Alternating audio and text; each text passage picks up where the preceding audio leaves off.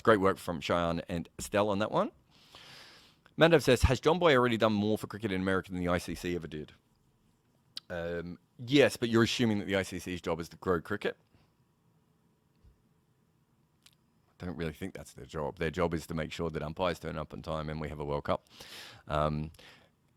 USA have been in the World Cup before. USA probably should have. If USA had been run correctly, the old USACA, if it had been run semi-competently, there's no reason why they wouldn't be on a level of Scotland, Netherlands at this stage. So USA cricket has a lot to answer for themselves. They were suspended, at least once. They've had lawsuit. They're constantly suing each other. It's also because it's a spread out country, it actually causes some problems with cricket. The facilities are terrible in some of these places as well. But look, Jomboy's done brilliantly for cricket. I don't think anyone would argue that. For those who don't know, he's a baseball blogger baseball podcaster, video maker, who's done a great job. And I know Major League Cricket have already got Jomboy involved in a little bit. So he's done great. But the ICC's job isn't really to grow cricket worldwide. It's to make sure that Faf du Plessis doesn't wear the wrong colour shoelaces, and that's what the cricket boards wanted, and that's why we don't have cricket as big in other countries. For the brief history lesson, the ICC was formed essentially because South Africa asked for it. So Australia and England were playing, and South Africa were the lowest team. They wanted to have a bigger stake. There was some gold money, I think, at the time.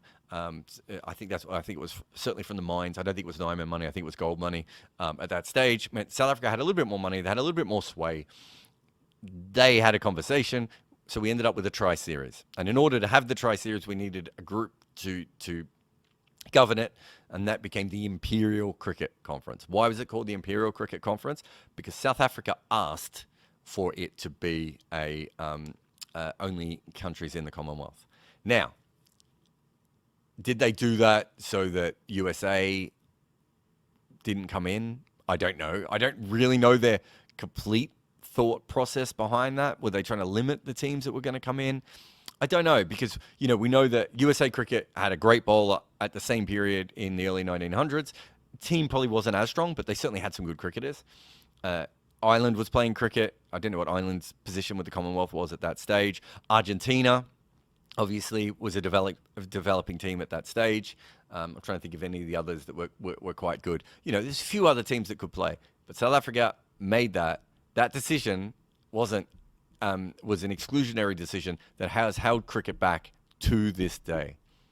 The ICC was not set up to grow the game. The ICC was actually set up to do one-off tournament, and actually, if anything, make it a private members club and make it harder for teams to become the top level of cricket. There you go.